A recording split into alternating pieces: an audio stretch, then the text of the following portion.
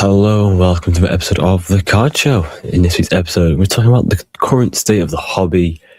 Are more people entering the hobby or are more people leaving the hobby? This comes because, Christmas has just happened, New Year's just happened.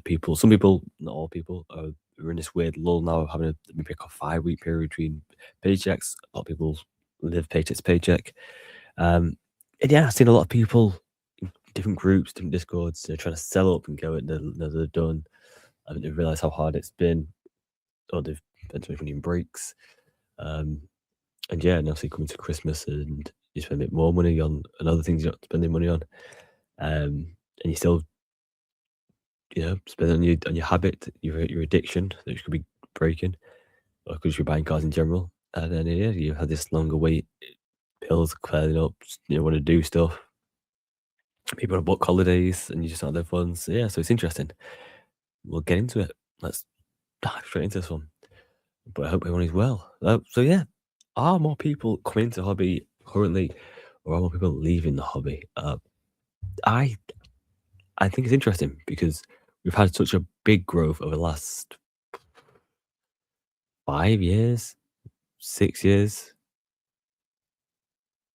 now in the UK, and I think that's sort of been a trickle down effect of the hobby in general, not just the UK. It's had a massive growth for the last, especially the last 5 6 years. The COVID boom, and you look at around the world, having shows and stuff like that now, whether that's in Asia, Australia, around Europe, yeah, more in the US popping up as well, more shops. So yeah, it's interesting that in this big boom, I mean, does is it going to get to a stage of people just keep going in and out? And this is the thing that's been quite evident over time, that people have sort of were in it as a young child, those classes a kid's hobby, and then they sort of fade out of it later on, the later teenage years, do the whole university scenario, and then get the career, and then sort of sometime, somehow, some way they get back into it in their sort of 30s, 40s when they have money behind them, and it's nostalgia effect. So you have this ebb and flow of people coming in and leaving, coming back in again. Are we going to see this now, or is this now less likely to happen because people aren't getting into it through nostalgia scenarios? People get into it because they think they can make a lot of money, or they can make money, or maybe it's a thrill of on the hunts of big cards, or the thrill of breaking, um, as opposed to sort of collecting, where they want to collect as kids and collect something that means something to them. It's interesting. It was, you see a lot of people. Well, I don't know if you guys have, but I've seen a lot of people over the past year, especially. Um, I think more so about packing up, selling everything, packing up, leaving the hobby, etc., etc. Um, but for the same amount of messages you see there, you do see messages of people new to hobby asking questions, or wanting to get into breaking, which is interesting. Hey, I can get product from when I start breaking. Um, it's it's interesting to want to get that. So yeah, I don't know if I class them people as like coming into hobby. I know they're essentially buying products, but they sort of, I think they're trying to get into it as a little, maybe they have some sort of issue. Maybe I don't know. Maybe it's just to top up the wages. Maybe they can't earn, so they're thinking, well, I can use whatever money I have got to buy a box and sell that box for more money by breaking it, and selling it per team. So I think they think, they obviously see other breakers do well, and I think it's just going to automatically happen for them. This, it's kind of disrespectful in some respects. These breakers have put in a lot of hours and lost a lot of money to get to a stage where they can come on consistently, whenever it is, daily, every other day, weekly, whatever it is, and make a good profit. And to think you can just come in like that and just like, oh, I'll buy a box, I'll sell it, I'll sell every team at this much, and also I've doubled the box money, I've got more money in my pocket. Da, da, da. It's very interesting, very interesting. And again, you sort of unfortunately don't think they'll be in a hobby long, but at the same time, do you class them as being in a hobby in the first place because they're in it just to make a quick buck potentially. And again, I don't know every case. This is just certain people that come in into certain groups that you see on certain comments in and post they leave. It's interesting, but I would say, I mean, I think it's because I have. I mean, again, it's only me personally. I have less new people that have come in to hobby and sort of follow me or gone to content than I have people that I've known for 4, 5, 6 years. Sort of either less in a hobby or just not in a hobby at all. So I always think, oh, that's interesting on my side. What's what I see, and then they look into the groups I'm in or the discords, and you see these things. You think, ah, it's very interesting. Um, I think we touched on it last week with people sort of talking about the new year and how the hobby is for them and what the changes are. And obviously, I talked about it on the first pod, sort of how myself accountable. I'm currently behind. I mean, it was 17. Of recording this was 17 days into the first month of the year, so over 2 weeks of the first month. It's going to go real quick, and I'm completely behind where I want to be, so it's not good. But I know that I'm talking about it most weeks on here. I'm keeping myself accountable and trying to put in the work. I'm progressing, and slow progress is better than no progress. But I'm not where I want to be, so it's continual work, right? Job's not done, so we keep going. And and then other people like Dan, for instance, Sports Coach UK, put out the video. He said in his video he wasn't happy where he was at. It's just been like behind the sort of the table. And obviously I've personally messaged Dan. I said like the best shows I've had were filming content with Dan. Like we weren't at a table, just out. Like, and that's just how I felt. I feel like he felt the same. I don't know, maybe probably not with me. He probably had better shows, but like Scotland, for instance, was one of the best of weekends I've had in a hobby, probably. It was went to Edinburgh. The whole fact that he got in late, he flew because he flew in. So I actually, how did I get there? I got a lift. Yes, I got a lift with. So I got trains to Bradford, I think it was. Then a lift with Chris from Third Down. Um, yeah, they stayed somewhere else. I was at I think it was a Holiday Inn. Really nice place as well, like on the locks, right near the waterfront. Nice new sort of shopping mall there, like 3 or 4 floors, if not more. Nando's. So I'm good. Um, so yes, I was there early-ish, good time-ish. Enjoying a bit of Edinburgh. BP came, met BP, we chilled for a bit. Um, yeah, and Dan finally turned up. You know, and it's selfish, but sort of like I'm one of them that, especially if I'm just sort of like quote unquote helping out at shows, I want to sort of get there a little bit, like be fresh, get there a good time, and not. So I kind of want to get to sleep a little bit, like early time. Just get sleep in me, man. I want to be performing, top level, man. I want to make sure that whatever I'm doing, if it's recording, if it's wheeling and dealing, I want to make sure that everything's functioning at 110%, right? So, yeah, to him to come late, I was another thing. I was like, oh, come on, man. But yeah, he flew in. It was like issues there, I think. I don't know what happened. I don't know what the issue is. And I know it was like a bit of an issue getting from the airport to the hotel with taxis and whatnot, maybe because of the time. But yeah, we got there, and we the first night, I think it was a mouth tape incident. I say incident. He was the Ashton Hall before Ashton Hall, so his mouth taped up, and he still snored though. And yeah, we had the show. We had we obviously had the show on the Saturday. Helping out with Phil, we're going around doing our thing. We then did Dan went somewhere, didn't he? It was on the Sunday. We then went, got food. We got to we got Nando's thing that night. We then hunted down the Batters Mars bar, more fun content, running around Edinburgh looking for one. Then it was the trade night, then the award night. Obviously, we both won awards as well. Yeah, and then a Sunday, I think Dan left early. You got some content around like the castle and stuff like that. I was going back with Third Down, Chris. So I was like staying around helping out, doing this. They played basketball with Jordan and Jamie. I don't know, I forget his name. I try to think why it was in the story, which was quite fun. Played a bit of cutting RC. Clean sweep as always. I don't think I came off the court. I was non-stop on, just Jordan's actually a baller, to be fair. Jamie, not so much. I just had the fitness, so I had a good fitness, and I could kind of shoot every now and then. But Jordan's a bit of a baller. I give him his props. Um, so yeah, it was like a great weekend. Having a car show over 2 days, a trade night, an award show, rooming with someone you never roomed with before, but like having that ease and comfort. Dan's like a great guy, so it was like just yeah, super cool, super chill. We were supposed to do it at Cardiff 2, I think it was.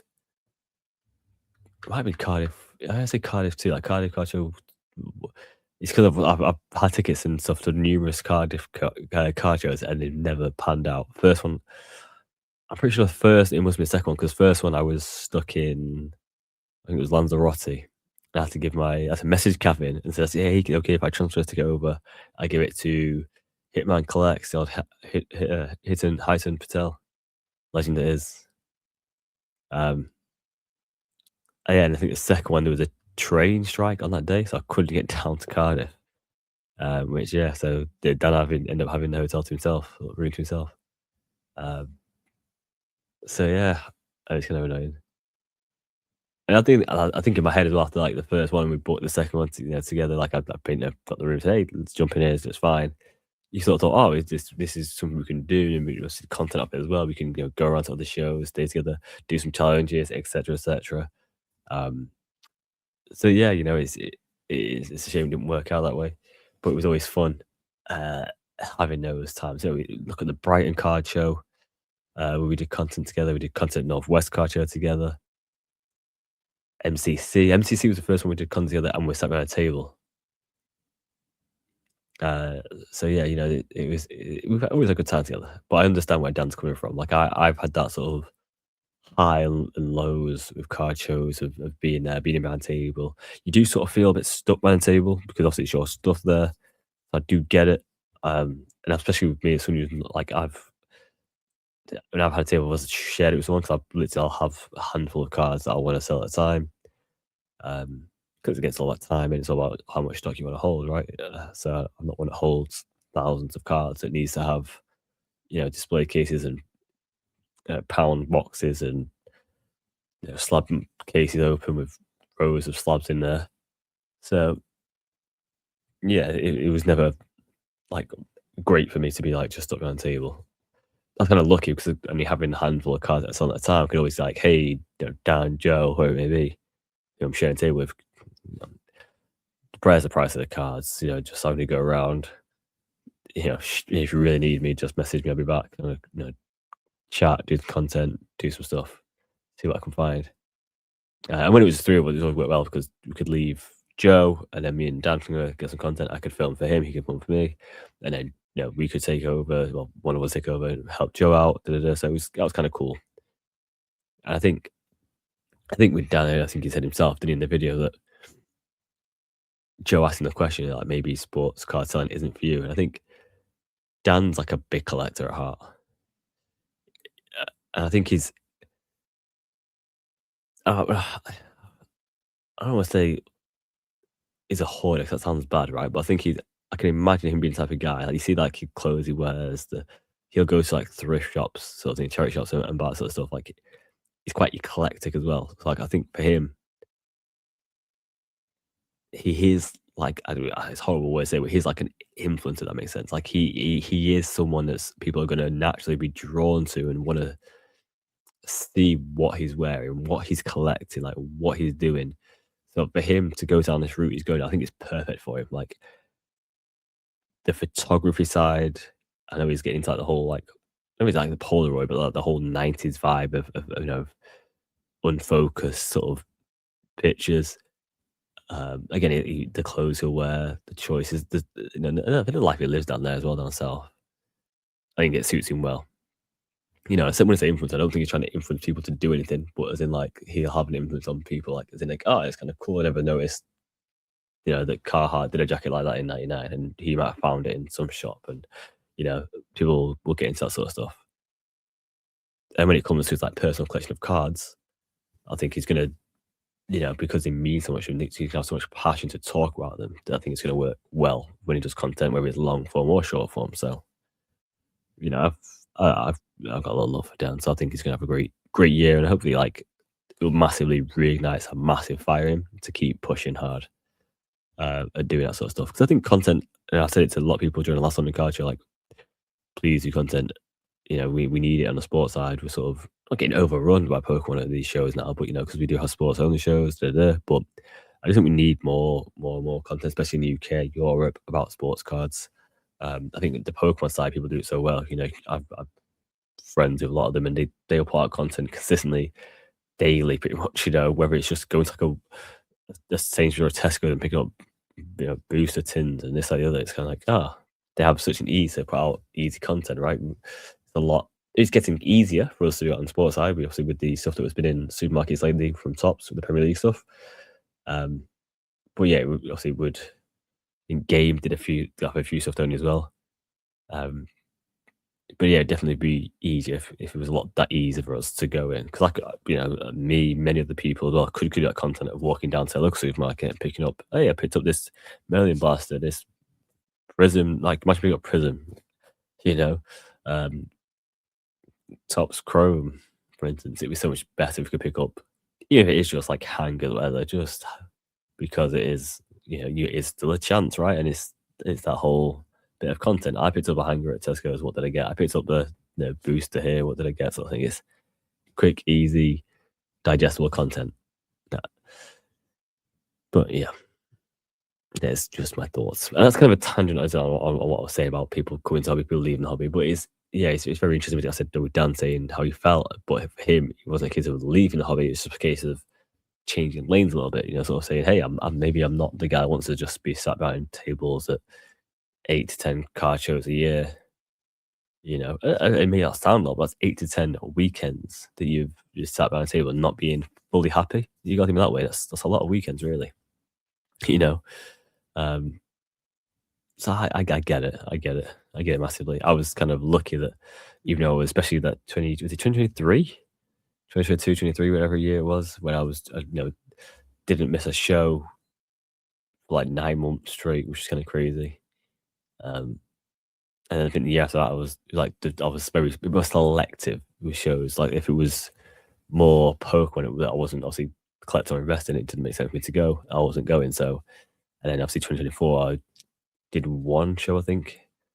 And 2025, I did two. So yeah, that was just down to personal lifestyle as opposed to how I felt about the hobby. But it was getting to that stage of 2022 where I was like, it was all so amazing. It was so fresh. Like everything was like the vibe was just buzzing. 2023, it kind of was a different vibe. It was just it's still a great vibe. It was just I don't know, it just felt a little bit different. And I think again, the position I was in then of having tables and this and the other, and it did feel a bit more like locked down and less freedom. And I think the show because the shows became so busy and people were cramming in more sort of tables, more people. You sort of weren't getting content because it was so busy, but you weren't really enjoying it because you just sat behind a table all day, right? Just looking up every now and then. People just walking past, maybe get people, maybe wouldn't. It just wasn't as enjoyable for myself. So I get it where Dan was coming from, but we'll see. We'll see what happens in this 2026, right? Because we're gonna have people that are gonna come in.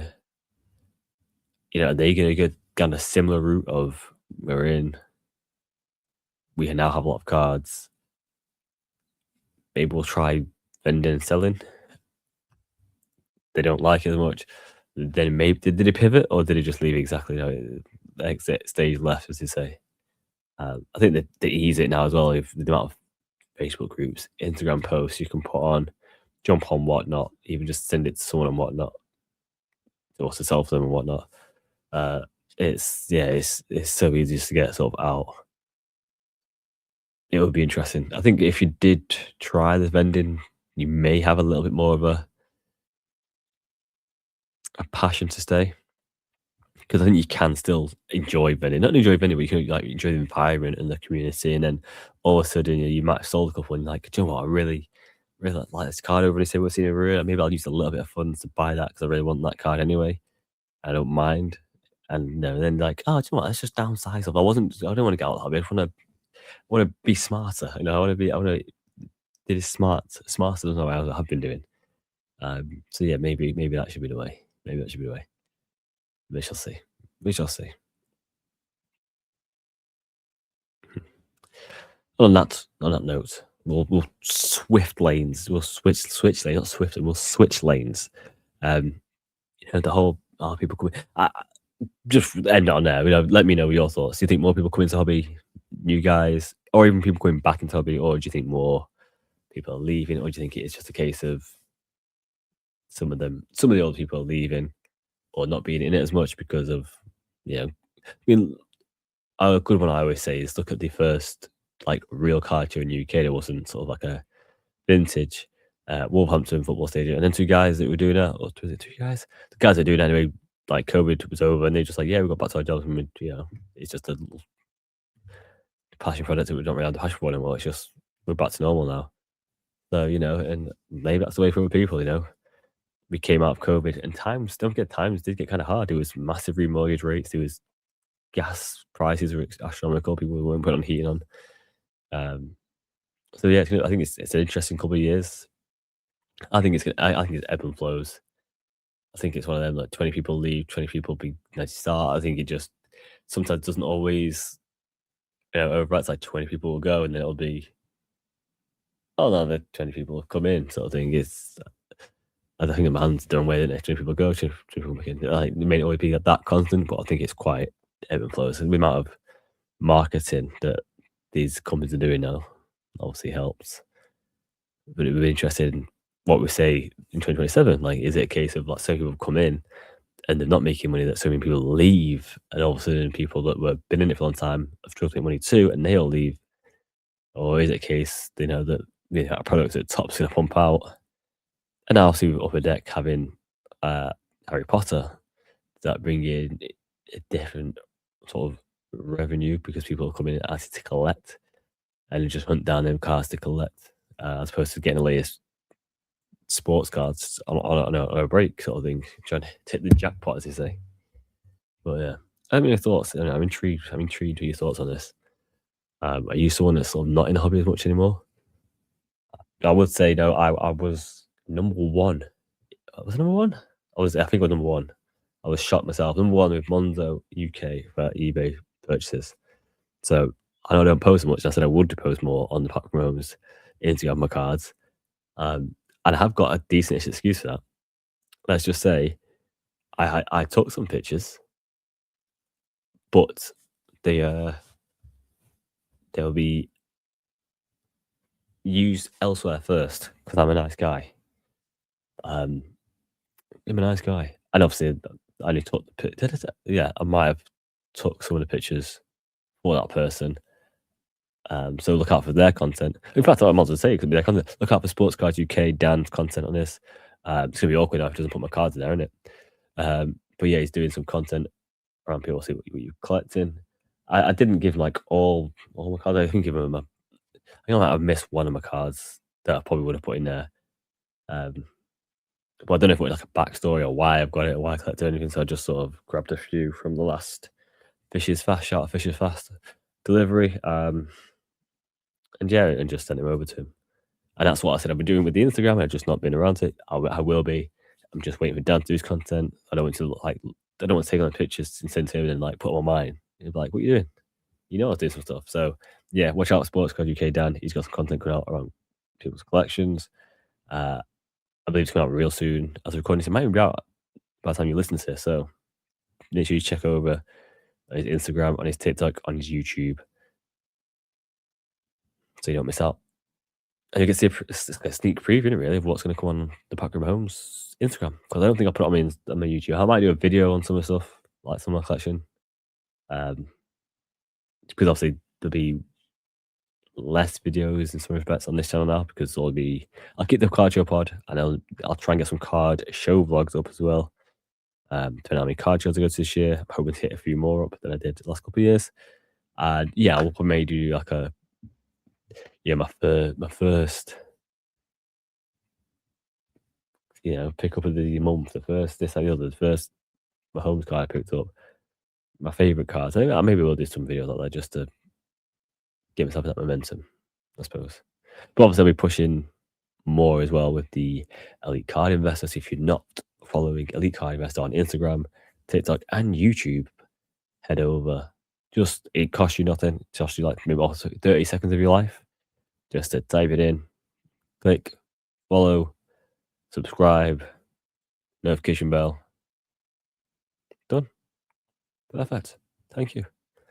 Yeah, it's a website in production. I mean, look at that. We're going, boys. So yeah, it's progressing with that. And that'll be different content. So it'll be nice and easy to have that separation.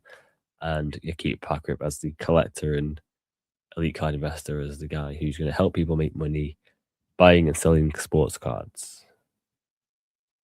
So yeah, I might do a introductory video on that soon as well. But slow but sure, like I said, slow progress, but no progress, and we're getting there.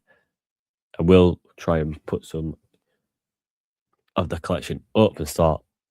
I think I'd say like I have to use like a white, like a photo box. Something like using like a template background and putting them on there, like for the cheese, like arrowhead and stuff like that. And I don't know, we'll see. We shall see. We shall see. But no, I appreciate everyone for listening as always.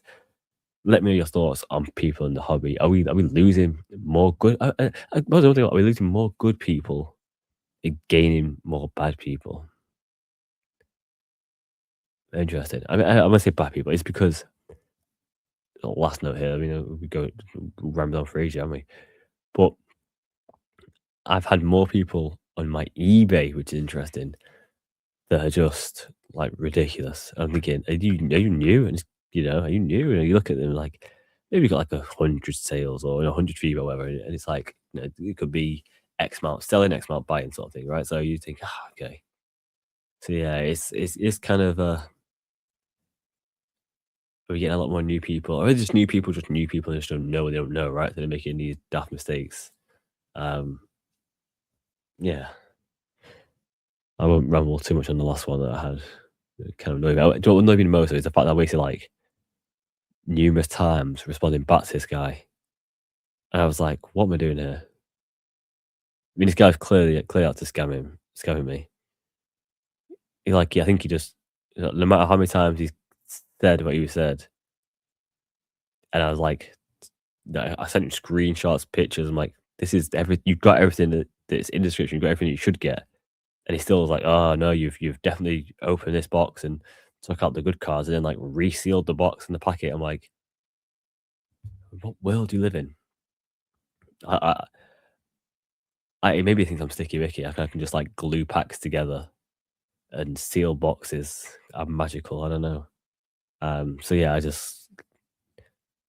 had to weigh up the stress it gave me in the day and the amount of time I was wasting messing this guy and screenshotting and trying to find videos of like the box openings, da, da, da, just to refund the guys. Like just refund and get out of my face and leave me alone. Block, move on with your life. Like it's not worth it because obviously eBay is just gonna go, well, buy a protection, so buy a protection. Yeah, nonsense. So yeah, are we losing some good people? And to be fair, like, not to be that guy, but not everyone that was in the hobby before was like great. I think it was just familiar. That was nice. It was nice familiarity. There was a bit more respect. And it sort of knew the game a bit better. But, so I think it's always a shame. I talked about it last year. Like I wanted to make sure that 2025, I was like talking about the hobby more to like my friends, my family, to get them involved in it and try and get them excited. It didn't work too well, but at least they understood the hobby a bit more and they were like, oh, okay. As opposed to, what were your weekend? No, I'm going to card show. Okay. You know, trying to let them know the ins and outs and show them cards and stuff like that. But yeah, I also just remembered I should have sent a card over to Dan and I didn't. And it's kind of bad on my part. But it's also because Dan didn't ask me if I wanted a backstory. If you wanted a backstory, I've got a card that has like a nice little story to it. But he didn't ask for it, so he didn't ask for a backstory, so it doesn't make a difference. It'll be a lot better on my Insta, won't it? That's what we say. But no, thanks everyone listening. I will see you guys soon. Stay well, stay safe, enjoy, and remember, we're X amount of days whenever you listen to this into this first month of the first year, it's going to go by real fast. Stick to your goals. Slow progress is better than no progress. Keep grinding. Don't get too downhearted if you're not where you want to be. You know, ain't no better day to start than today. So I always say, don't worry about wait on Monday. Don't wait on Monday. Just do it today. Whatever day you listen to this, it might even be Monday.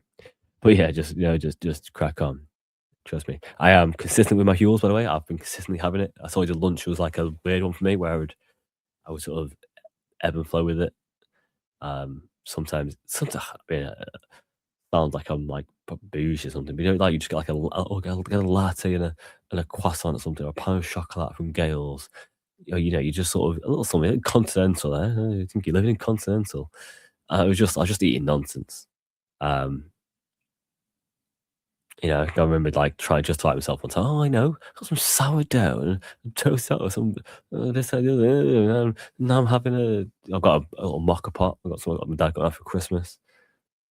I've got a mocha pot. I'm having an espresso. Like, who do I think I am? Like, what am I doing here? Look after yourself, man. Look after yourself. Like, really look after yourself because this is no good. So yeah, to have a Huel, quick, easy. I'm not gonna lie to you. Wasn't overly keen on the caramel coffee growing on me. I have changed it still. I have changed it. I'm gonna try chocolate. I'm thinking about changing the salted caramel. I do like salted caramel, so I have caramel coffee and I have salted caramel. I double up on caramel. I don't know why. I just thought it's one of the flavors. It's like chocolate. You can get a bit. Ugh. So yeah, I went double caramel. Kind of crazy, but different. The coffee caramel does have caffeine as well, so it has sort of replaced me having coffee. I wasn't a big coffee drinker in general, believe it or not, despite having an espresso machine and a mocha pot. I probably only have like 2 coffees a week. But now having this, because I rotate them, I have the coffee Huel 3 times 1 week and then 2 times the other week. I only have the Huels 5 days a week. Weekends I'm usually quite good at eating because I have a lot more time on my hands because it's more of a family time as opposed to like busy work. My wife's at work and stuff like that. I'm working, believe it or not. So yeah, in some capacity, whether that's building the business or just working really, just working hard, working hard, looking good, or hardly working, looking ugly. I don't know, both probably. Um, but yeah, I've also got the super greens from Huel. I'm probably gonna drop the greens because you don't really need both of them. I use greens on the weekend because it's not a meal replacement. It's just a 250 ml. I got watermelon flavored greens just to help me get the greens. I'm not a big eater of greens. Have got better this last like 3-4 months. Um, you know, broccoli. I mean, not all greens, but veg in general, like broccoli, carrots, cauliflower. I've had a lot more than I've probably had before.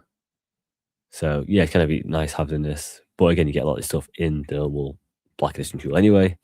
So yeah, it's just all like weekends where I could just have a quick drink and not have to worry about having a Huel meal replacement because I was doing fine with meal replacements.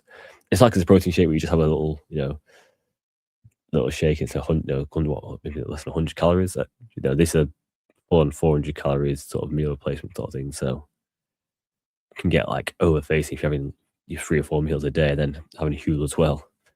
Um, so yeah, not having to like rely on getting a Huel in to get the nutrients. It's nice to know that I'm getting a good meals throughout the day, and then just having a little boost with the greens. But yeah, I probably will rock them, which will obviously lower my subscription fee, which is great. But yeah, I probably will drop them. Not because they taste nice. They taste not nice. They do taste really nice. The watermelon greens. I've not got the unflavored ones, but yeah, the watermelons were nice. Uh, but yeah, the black edition, I can see myself keeping that for a while. Because so far so good. So far so good. It'd be interesting going through the flavors. I'll let you know. Do a review 'em. I know I didn't put a link in last time because I forgot. I probably won't do it again this time. I'm not gonna lie to you. Maybe I'll do a little something about it, post it so you can get a discount. If you do need a discount, let me know. I'll send you one. Um, it helps the channel as well, I suppose. So it's a win-win for both of us. But yeah, definitely recommend people like really take care of themselves. Need any advice or anything like that sort of stuff, I can help. I'm not in the gym at the moment, which is kind of crazy for me. So I lived in the gym whole life, and not always weightlifting gym, but a boxing gym. As my dad was a former boxer, etc. I was somewhat of a handy young chap myself, some might say. Another was to say I was lucky, and I'd agree with them people. I was very lucky. When you're boxing from '96, it wasn't a big thing. It wasn't a great deal of talent pools to be fighting against, but the ones he did, he didn't do too bad. I mean, look at that nose. It's not horrendous, is it? It's not the best, but it's not horrendous. But yeah, anyway, enough of me waffling now about nonsense. Take care of yourselves. Like literally, really take care of yourselves physically, mentally, and keep collecting like what you enjoy, and keep making smart investments if that's what you're into. But if you are into investments, make sure you're following Lead Car Investor. Plug, plug, plug. But take care, guys. I'll see you guys soon. Peace.